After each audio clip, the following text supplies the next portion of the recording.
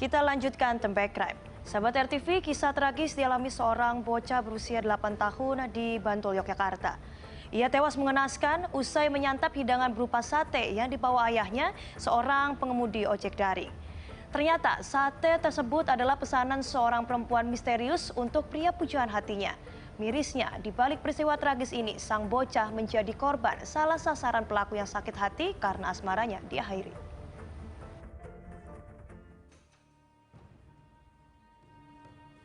Bandiman hanya bisa menangis terseduh di atas pusara anaknya di pemakaman desa wilayah Salakan Bangunharjo, Sewon, Bantul, Yogyakarta. Ia tak menyangka paket takjil untuk berbuka puasa yang dibawanya pulang justru merenggut nyawa putra keduanya yang baru berusia 8 tahun tersebut.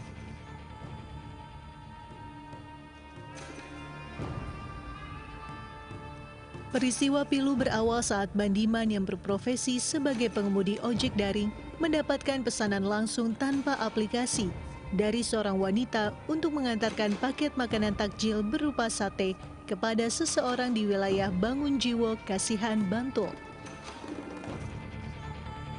Ketika mendapat pesanan itu, Bandiman tengah santai beristirahat di sebuah masjid yang berada di Jalan Gayam, Yogyakarta. Tanpa banyak bertanya, ia pun langsung melaju dengan sepeda motornya untuk mengantarkan takjil tersebut.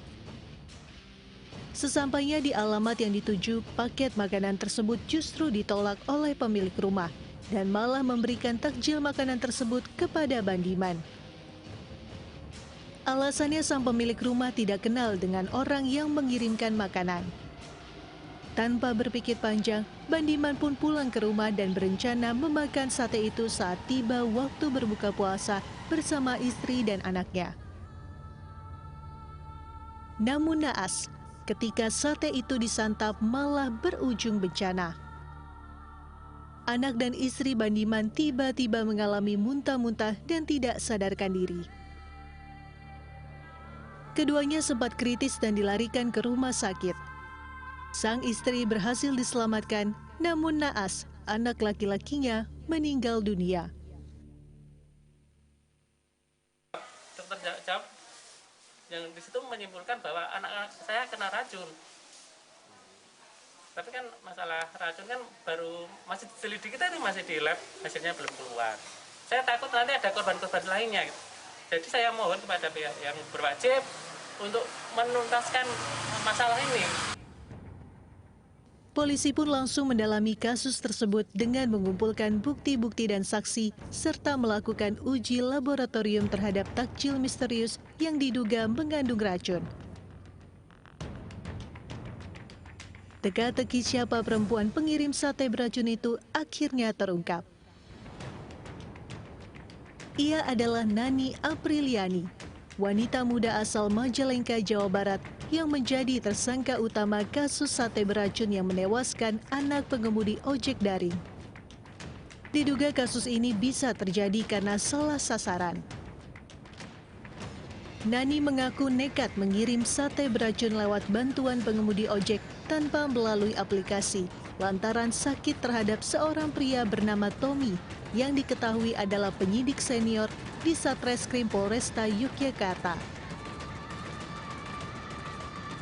Dari hasil pemeriksaan di laboratorium, paket makanan yang dikirim Nani positif mengandung racun jenis C atau kalium sianida yang dicampur dengan bumbu sate.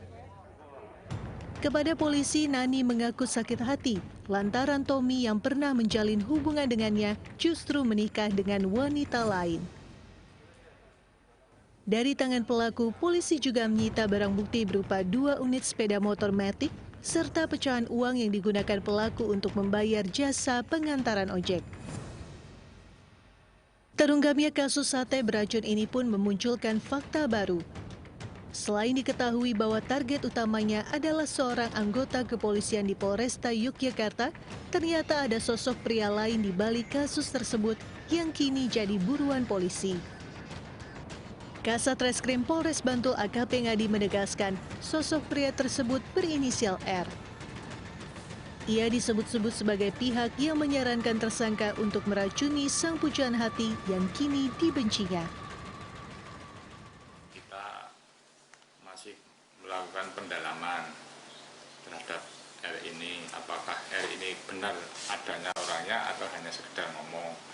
Namun setelah kita dalami, R ini mempunyai nomor HP dan nomor HP-nya sudah mati sejak hari Minggu, Sabtu kemarin sudah mati.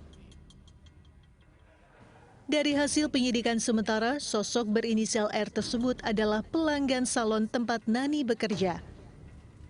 Diduga R yang juga menaruh hati pada Nani ikut merasa sakit hati kepada Tommy, sehingga R pun menyarankan Nani untuk meracuni Tommy demi membalas dendam dan sakit hatinya. Latar belakang cinta segitiga itulah yang berakibat malapetaka bagi bocah tak berdosa, anak sang pengemudi ojek daring.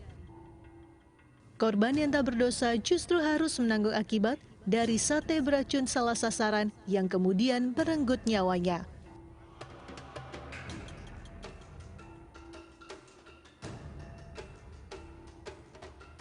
Pihak keluarga tersangka Nani Apriliani di Desa Buniwangi, Majalengka, Jawa Barat berharap agar Nani diringankan hukumannya. Sebab bocah yang menjadi korban tewas akibat menyantap sate beracun tersebut bukanlah sasaran yang dituju tersangka. Menurut pihak keluarga, Nani melakukan hal itu karena sakit hati akibat merasa dibohongi oleh mantan kekasihnya Tommy yang selama ini sudah menjalin asmara selama lebih dari 3 tahun. Nani pun belakangan baru mengetahui bahwa ternyata Tommy sudah berkeluarga. Mungkin ada sakit hati lah gitu. Ya di pemberitaan kan sakit hati karena ditinggal pacar yang ditinggal kawin sama yang lain gitu. Yang ada hubungan dengan anak saya. Ya saya nggak tahu, awal-awalnya mah pokoknya udah tahu udah hubungan begitu. Ya pengakuan anak saya mah ya duda gitu. Bukan